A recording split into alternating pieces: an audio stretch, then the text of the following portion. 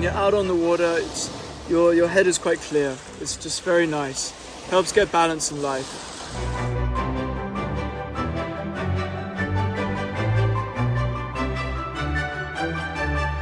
My name's Rory. I was born in Hong Kong. Growing up, I've spent a lot of time not only here, but in Europe and also in Australia and New Zealand. But with this project, the idea is essentially to paddle and kayak around Hong Kong as much as is kind of legally possible, because we've got the land border with Shenzhen, which is an obstacle to negotiate.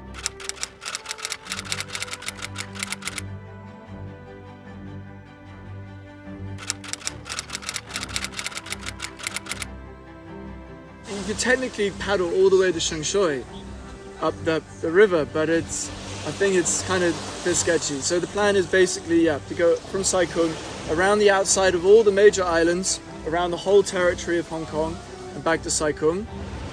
I'm just out here having an adventure, trying to link up with some friends along the way, have a good time.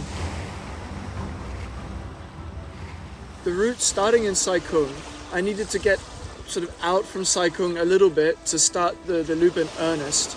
Out near Tu Chung Chau Bluff Island basically is where I will cross paths again later on. So the first leg was to get out to the Nine Pin Islands and then going more offshore down to Po Toi. So not so close to Tung Lung Chau, further out, and then Po Toi. If I was wanting to make a really concise loop, I would just come straight to around the tip of South Lama, but what I did was come a little bit north again to North Lama, and then we make a loop around pretty much all of Lama Island before we're going Chung Chau, Soko Islands, around Lantau, around the airport to Sha Chau, which is another sort of, I'm not sure if it's a hidden gem, but another little spot I don't know much about, I've never been to.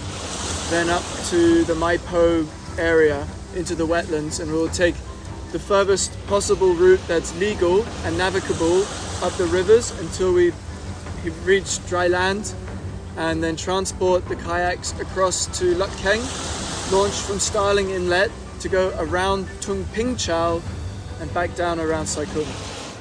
Sort of 3 legs, Sai Kung to Lama, Lama to Shenzhen more or less, and then the third leg is mostly across Mers Bay twice and back to Sai Kung.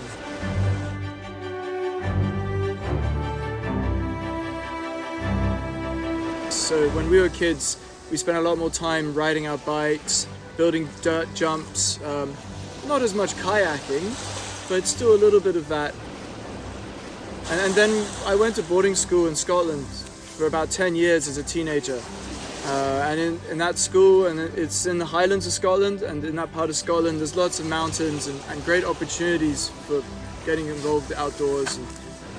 But it's all a foundation upon which then when I finished my school years, I probably then for myself decided, hey, I really like this kind of stuff, and doing adventure on my own terms. Either really alive if the sea is intense and rough, or if the sea is calm, feel just at peace. It's generally just good inspiration to encourage people to get out there. It doesn't even need to be kayaking. Yeah, if you're a beginner, you probably don't want to try and do what I'm doing. I would say if you want to get into kayaking, first thing you should just do is buy a kayak. Because often in Hong Kong, storage is an issue. You can get ones which are segmented and they clip together.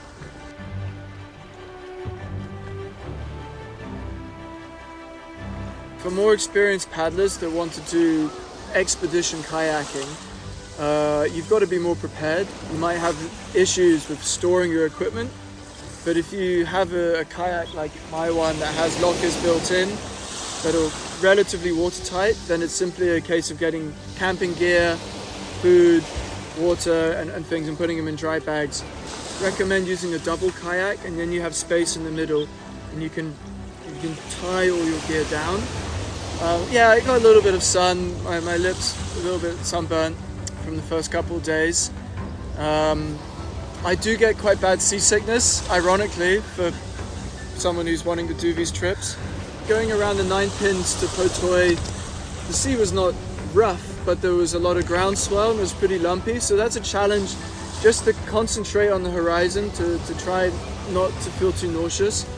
And crossing some of the shipping lanes is a challenge. You gotta be careful, watching out for boats. But so far, pretty smooth. I think it's pretty self-explanatory that people want to see more of their backyard because they can't travel. I'd say think about how you're getting out there. Maybe do it respectfully, to do things in a considerate way to your surroundings. But of course, get out there and explore and